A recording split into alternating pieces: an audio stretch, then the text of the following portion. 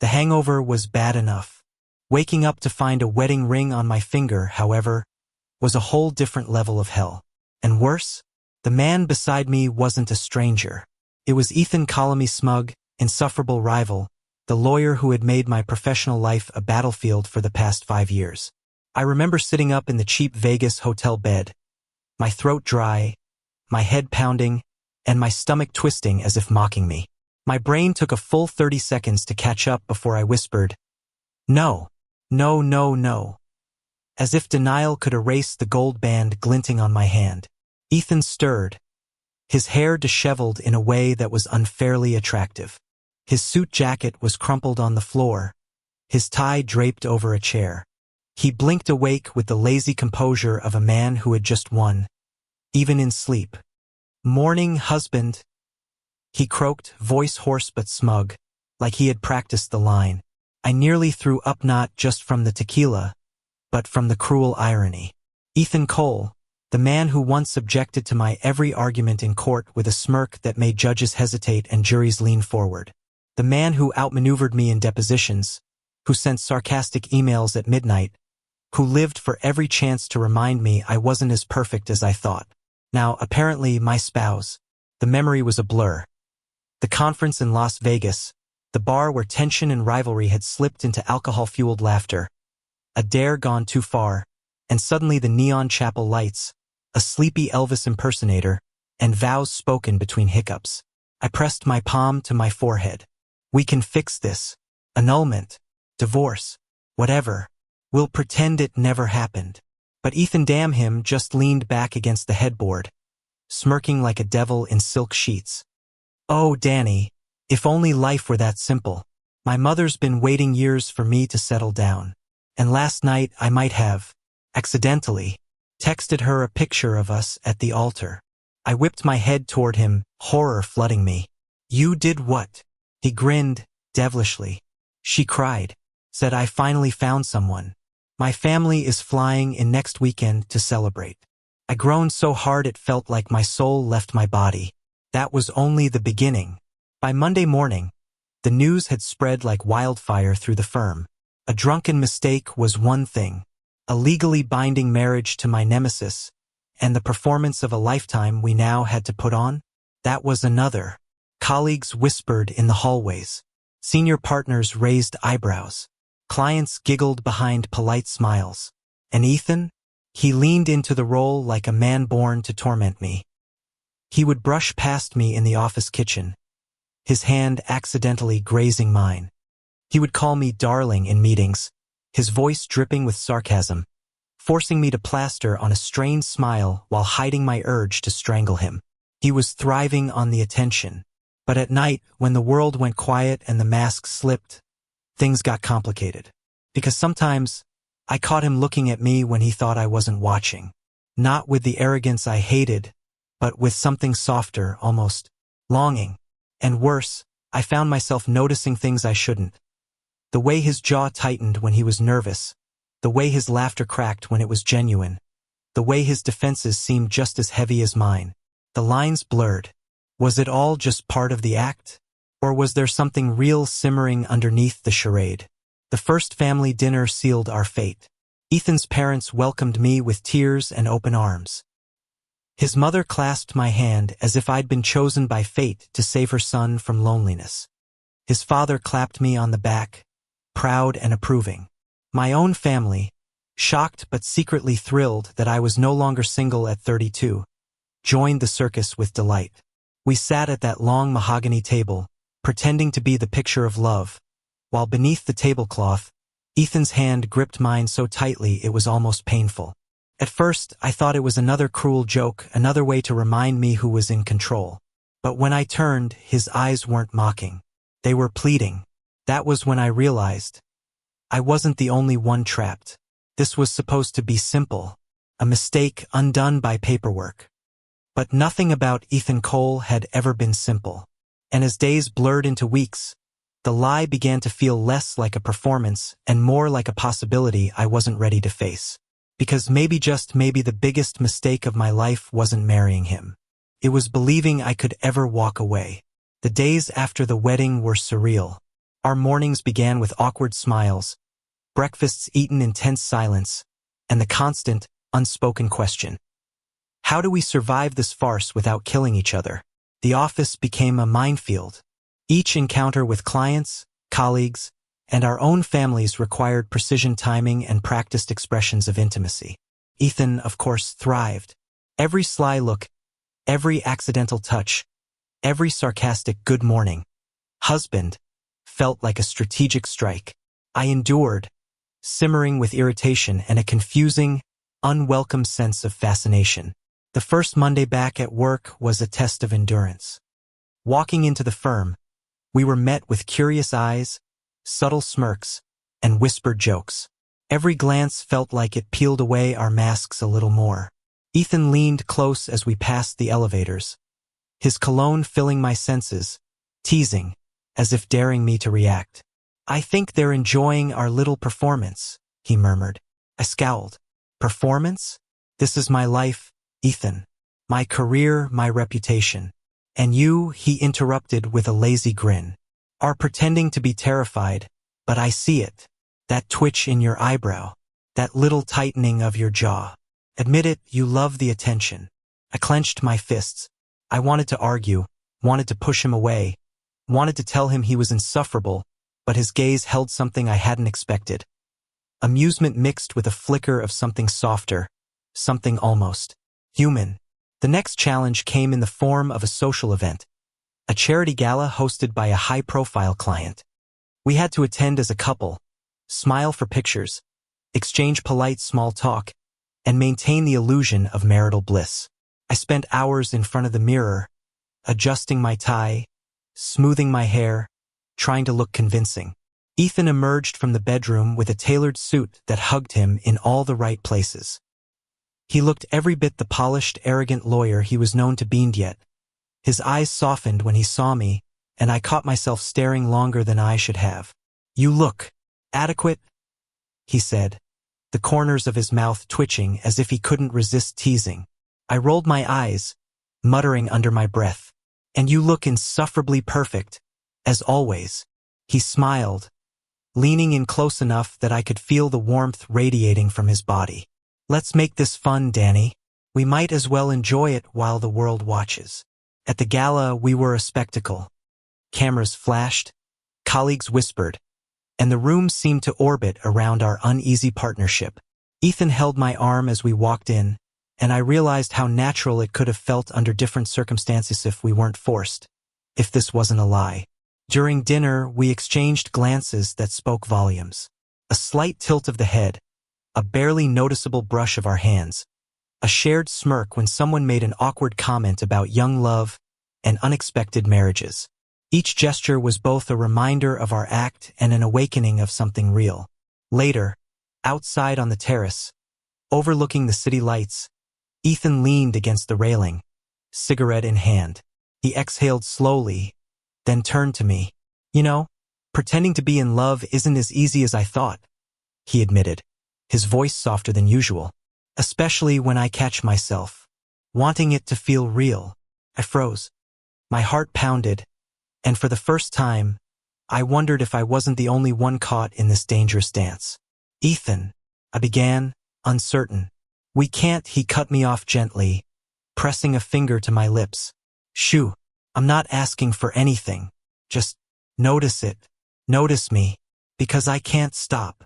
Back at home, our fake marriage started to crumble under the weight of unspoken truths. We argued less openly, but tension simmered beneath the surface.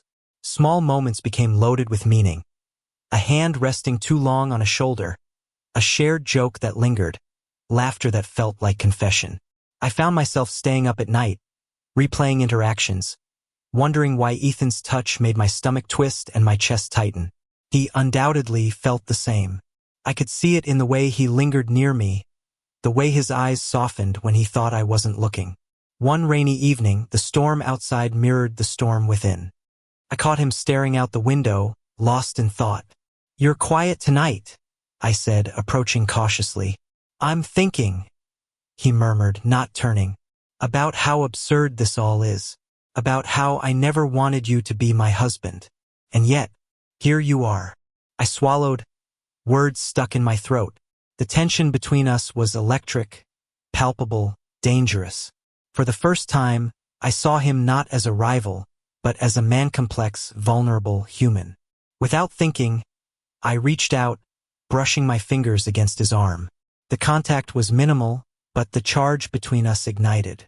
Ethan turned, eyes locking with mine, and in that instant, the pretense melted. We didn't speak. We didn't need to. The storm outside raged, the rain thrumming against the window, but inside, time slowed. A single step closer, a shared breath, a trembling hand clasping mine. Our rivalry, our anger, our frustrations, all coalesced into a moment of fragile, dangerous intimacy. Weeks passed, and the line between act and reality blurred. We began to share small truths, confessions whispered in the dark, subtle touches that lingered, late-night conversations that extended into the early hours. Our friends and families remained blissfully unaware of the undercurrents, laughing at our jokes, marveling at our chemistry. Ethan, once insufferably arrogant, became tender in ways that shocked me. He held me when I cried after a particularly grueling court case. He celebrated victories quietly, sharing private smiles that no one else could see. I, in turn, found myself softening, letting go of long-held grudges, and feeling something I hadn't admitted even to myself: affection, warmth, and an unexpected yearning. One night, as we stood in the kitchen making coffee, Ethan brushed a stray lock of hair from my face, his fingers lingering. "You're ridiculous," I muttered, heart racing. "I know," he said softly, leaning closer, "but you make me want to be better. Not for anyone else, but for you." The words were simple, but they carried weight. They carried promise. They carried truth. And in that moment, the impossible seemed possible. Our act, initially a cruel joke of fate and drunken folly, began to transform into something real. We navigated family gatherings, office politics, and social obligations with increasing ease, our bond deepening with each passing day.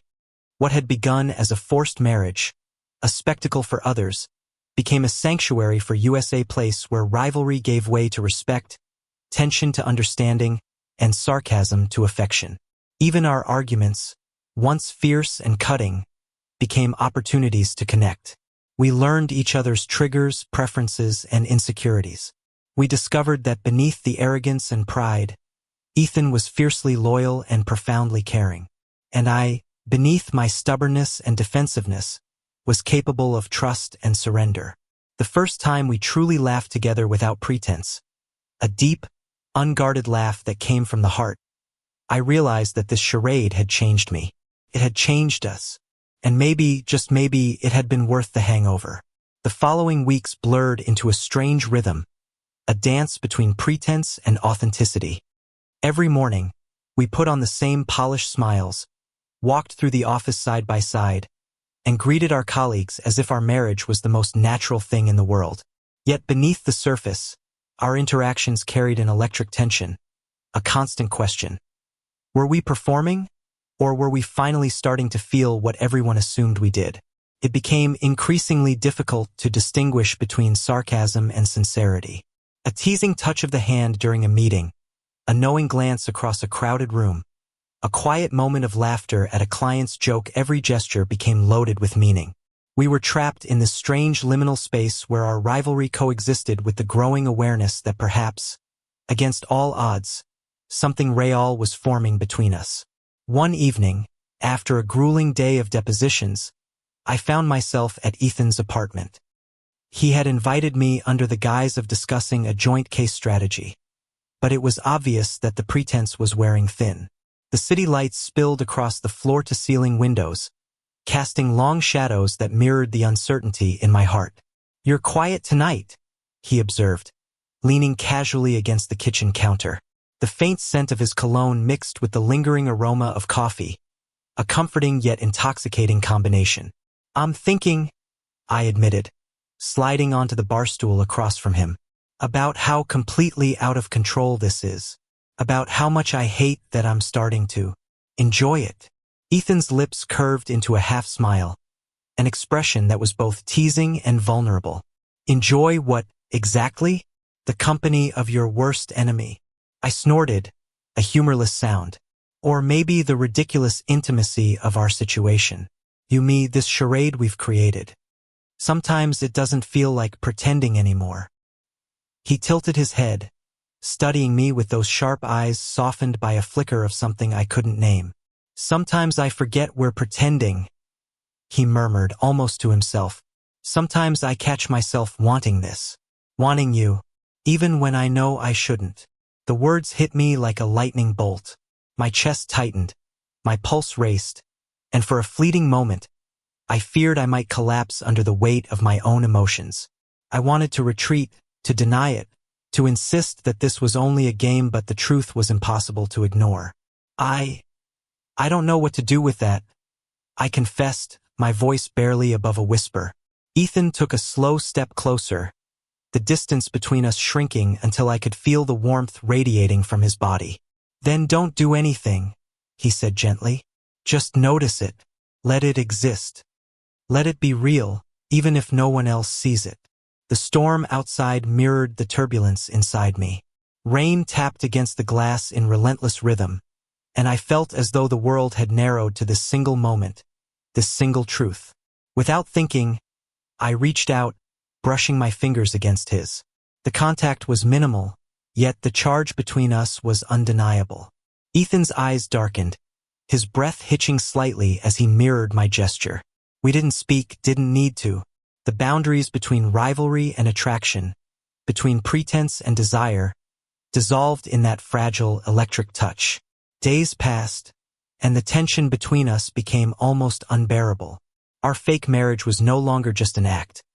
It had evolved into a complex web of emotions, where anger, frustration, and affection collided. Small moments of intimacy became the most potent parts of our days. Brushing hands while reaching for files, lingering touches during court sessions, stolen glances that carried unspoken confessions. We began to navigate life together, both at work and at home, in a way that felt increasingly natural. Ethan started to anticipate my needs, offering support in subtle ways: an extra coffee left on my desk before a big trial, a text checking on my mood when he knew I had a long day ahead. I, in turn, found myself softening, allowing him access to parts of me I had long kept guarded. One late night, after an exhausting trial day, we found ourselves on the balcony of our shared apartment. The city lights stretched out below us, a shimmering expanse of possibility. Ethan leaned against the railing, shoulders relaxed, but eyes searching mine for understanding. "Do you ever wonder," he asked quietly, "what life would be like if this hadn't been a mistake? If we hadn't married drunk? If we hadn't been forced into this absurdity?" I considered the question, tracing a finger along the cold metal railing. I used to think it was a disaster, a nightmare, but now, I don't know, feels like something else, something I wasn't expecting. He stepped closer, our shadows mingling in the faint glow of the city lights. "I wasn't expecting it either," he admitted. "I thought I hated you. I thought I'd never like you beyond professional rivalry. And yet, here I am." The honesty in his voice, stripped of sarcasm or pretense, was almost overwhelming. My chest tightened with emotions I had long suppressed. Longing, fear, hope, and a burgeoning tenderness I could no longer deny. "Here I am too," I whispered, my voice trembling. "And I don't know what comes next." Ethan reached out, cupping my face with both hands, his thumbs brushing against my cheekbones. "Then we figure it out," he said softly. "Together, one step at a time." The turning point came unexpectedly. A high-profile case required both of us to work late into the night. The office was empty, the city outside bathed in neon, and the silence between us was heavy with unspoken words. We sat across from each other, documents spread out before us, but neither of us could focus. Every movement, every sigh, every brush of fingers against the table was a reminder of the growing tension. Finally, Ethan closed his folder, leaning back in his chair. "Danny, we need to talk," he said, his voice uncharacteristically serious. I swallowed hard, my heart racing. About what? About us, he said simply. This, whatever this is between us. We can't keep pretending forever. Not for the world. Not for our families. Not even for ourselves. The words hit me like a tidal wave. I wanted to retreat, to insist it was just a performance. But the truth was undeniable. We had crossed a line, one neither of us could ignore. I don't know if I'm ready, I admitted, my voice barely above a whisper. I don't know if I can handle what comes next. Ethan stood, moving closer until he was beside me. You're not alone, he said, placing a hand over mine. We figure it out together. No more pretending. No more hiding. Just us. The sincerity in his eyes, the warmth of his hand against mine, shattered the last of my defenses. I leaned into him, resting my head against his shoulder, allowing myself to feel the burgeoning intimacy we had both fought to ignore. The first public acknowledgement of our true feelings came at a family gathering. Both of our parents had flown in, eager to celebrate our marriage, unaware of the underlying tension. We had rehearsed smiles, nods, and polite conversations, but beneath the surface, a silent agreement had formed. We would no longer hide the truth from each other. During dinner, a casual conversation turned unexpectedly intimate. Ethan, seated beside me, brushed my hand with his thumb under the table. The gesture was small, subtle, yet it carried a weight of promise. I squeezed his fingers in return, our eyes meeting across the plates, a silent acknowledgement of our growing bond. After dessert, we stepped onto the terrace, seeking a moment of privacy. The city sprawled beneath us, lights flickering like distant stars. I can't keep pretending, I confessed, my voice trembling. I don't want this to be a joke anymore. I want more. Ethan turned to me, his expression softened by vulnerability and something tender. Me too, he admitted. I've been scared, but I can't ignore it anymore. I don't want to just act like we care. About you. About us. And in that moment, with the wind brushing past us and the city humming below, we shared our first real kiss, not a performance. Not a dare, but a genuine, unguarded connection. The weeks that followed were transformative. Our relationship evolved from a forced charade into a genuine partnership. We navigated societal expectations, professional challenges, and personal insecurities, but we faced them together. The office whispers faded into irrelevance. Family concerns became supportive gestures, and our bond deepened with each shared experience. Ethan's arrogance softened into confidence tempered by empathy. My stubbornness gave way to trust and vulnerability. We laughed more, fought less, and discovered joy in the quiet, everyday moments that had once seemed impossible. For the first time, I realized that the drunken mistake that had brought us together was, in its own chaotic way, the beginning of something beautiful. We had survived the act, survived the pretense, and in doing so, discovered something real, something lasting. A love that had grown out of rivalry and folly, now rooted in understanding, respect, and an unspoken promise to face the world together. The final moment of acceptance came on a quiet evening, months after our impromptu Vegas wedding. We sat on the balcony, wrapped in a shared blanket, watching the sun set over the city. Ethan leaned against me, his head resting on my shoulder, and I felt a sense of peace I hadn't known in years. You know, he murmured, I never imagined that a drunken mistake could lead to this. I smiled, pressing my lips to his temple. Neither did I, but I wouldn't change a thing. He chuckled softly, the sound warm and genuine. Neither would I. And for the first time, we didn't have to pretend. We didn't have to perform. We were simply. A marriage born of mistake had become a love that was real, enduring, and deeply ours. The transformation from pretense to reality didn't happen overnight. Ethan and I learned to navigate not only our own emotions but also the scrutiny of those around us. Office gossip, family expectations, and social pressure weighed on us heavily. Yet somehow, through it all, our bond strengthened. Every challenge became an opportunity to understand one another more deeply, Every awkward interaction a chance to turn tension into connection. Our first real test came when a senior partner at the firm, someone notorious for being difficult, requested a joint presentation from us. The irony wasn't lost on either of us. Two rivals, now presenting as a married, cohesive unit. Ethan smirked at me during the prep meeting, his hand brushing mine in a way that was both casual and deliberate. "You know," he whispered, "I think we might actually pull this off." I glanced at him, trying not to smile, but failing. "Don't jinx it. I still plan to embarrass you at least once." He grinned. "Promises, promises." The presentation day arrived. We stood side by side in front of a packed conference room, projecting professionalism, poise, and an effortless rapport that belied the storm of emotions swirling beneath. As we spoke, our coordinated arguments, subtle glances, and shared humor captivated the room. Colleagues who had once rolled their eyes at our rivalry now watched with admiration, and by the end, the applause was genuine and hearty. Afterwards, in the quiet of the empty conference room, Ethan exhaled, a rare vulnerability in his expression.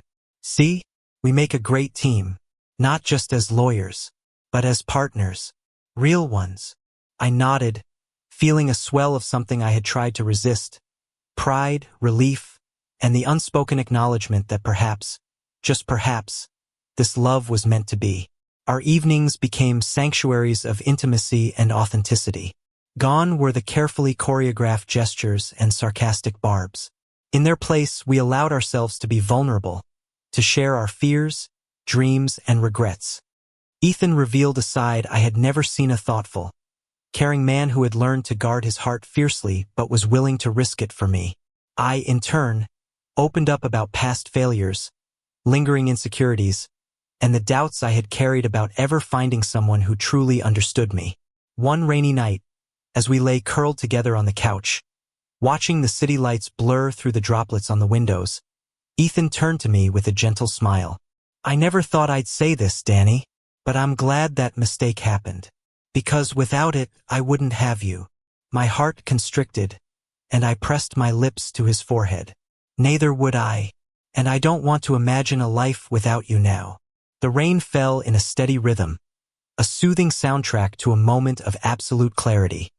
For the first time since our impulsive Vegas wedding, I felt entirely at peace, entirely certain that this love-messy, unexpected, and improbable was real. Our families began to notice the subtle shift as well. At first, they were oblivious, still caught up in the spectacle of our marriage. But as weeks turned into months, they began to sense the authenticity in our interactions, the quiet support, the laughter shared in private, the small gestures of care that couldn't be faked. Ethan's mother, once tearful with joy at the announcement of our wedding, began to confide in me, sharing stories of her son's childhood, his fears, and the moments that had shaped him. I listened, offering insight, empathy, and reassurance, forming a bond that went beyond mere appearances. My own family, initially skeptical of the whirlwind union, warmed to the idea as well. They saw the way we navigated challenges, the way we supported each other, and the way genuine affection replaced the tension that had defined our early days together. The first major confrontation with the outside world came when a social event invited criticism of unconventional couples. A local magazine editor approached us, curious about the story of our drunken wedding and its implications. Ethan and I exchanged a glance, a silent conversation passing between us. We could either lie, exaggerate, or embrace the truth. "I'll be honest," Ethan began, his voice calm and unwavering. "We didn't plan this. It wasn't supposed to happen, but it did. And in the process, we discovered something neither of us expected: love, respect, and a partnership built on more than just circumstance." I added, "We're not perfect, and we didn't start out intending to be together, but we are committed to each other, to growth, and to facing life together. And that's what matters." The editor smiled, clearly impressed. "That's refreshing. Real even." It was a small victory, but significant. It marked the point where we no longer needed to hide, where we could face the world not as a caricature of a married couple, but as two men in love, unashamed and unapologetic. Life continued, punctuated by challenges, victories, and quiet moments of intimacy. Ethan and I traveled together, sometimes for work, sometimes for pleasure, exploring cities and towns across the United States. Each trip became an opportunity to strengthen our bond, to discover shared interests, and to revel in the joy of simply being together. One evening in New Orleans, walking along the Mississippi River under a canopy of twinkling lights, Ethan took my hand and held it firmly. "I want everyone to know," he said softly, "that I choose you, every day in every way. Not just for appearances, but for real." Tears welled in my eyes. "I choose you too," I whispered, my voice trembling with emotion. "I always have, even before I admitted it." The river flowed beside us, a symbol of constant motion and change. Yet here we stood, anchored to each other, unwavering. The culmination of our journey came during a family reunion in the summer. Friends, relatives, and colleagues gathered to celebrate milestones, achievements, and connections. Ethan and I stood together, hands entwined, hearts open, and faces unguarded. When our parents raised glasses in a toast, Ethan whispered in my ear, "We've come a long way from Vegas." I laughed softly, resting my head on his shoulder. "And yet, somehow, it feels like we were always meant to be here." The toast began, words of encouragement, love, and admiration filling the air. Our families smiled, seeing not a performance, but a genuine partnership built on resilience, vulnerability, and the courage to embrace unexpected love. The final months solidified our relationship. Court cases were won, professional challenges met, and our personal lives flourished. Friends no longer whispered behind our backs, they sought our advice, admired our unity, and celebrated the authenticity we brought to every interaction. Ethan and I continued to navigate life together, learning, loving, and growing. Our marriage, once a consequence of a drunken mistake, became a conscious choice, reaffirmed daily through small gestures, shared dreams, and unwavering support. We discovered the beauty of routine, the joy of quiet mornings, and the comfort of evening conversations that stretched into the night. We laughed at our past follies, embraced our imperfections, and cherished the unexpected path that had led us to each other. The final turning point came one quiet evening, as we sat on the balcony of our apartment, overlooking the city skyline bathed in twilight. The world seemed to pause, holding its breath for a moment of clarity and fulfillment. Ethan turned to me, his eyes reflecting the fading sunlight. "Danny, I want to make it official, not just the paperwork, but the vow. I want to renew our commitment not because we have to, but because I choose you. Always." My heart swelled, a mixture of joy, relief, and overwhelming love. "Yes," I whispered, tears spilling over. "I choose you too. Every day in every way." We embraced, a tender, unguarded moment that captured the essence of our journey. Rivalry transformed into respect, conflict giving way to intimacy, and a drunken mistake evolving into a love that was profound, enduring, and real. Months later, as we hosted a casual gathering of friends and family to celebrate our renewed vows, the atmosphere was filled with laughter, warmth, and acceptance. We shared stories, toasted victories, and acknowledged the improbable path that had brought us here. Ethan and I stood side by side, hands intertwined, hearts open, and faces radiant. The city lights glimmered outside, the echoes of our past mingling with the promise of our future. For the first time, we were no longer defined by circumstance, rivalry, or pretense. We were defined by love, resilience, and the courage to embrace the unexpected. And in that moment, I knew with absolute certainty, what began as a drunken mistake had become the most beautiful, enduring chapter of our lives. We had found happiness not in the absence of mistakes, but in the willingness to navigate them together. We had found love not as a game, not as a performance, but as a truth that would guide us through all the days to come. And for Ethan and me, that was enough. Thank you for listening. If you find it interesting, please like and subscribe to follow the next stories.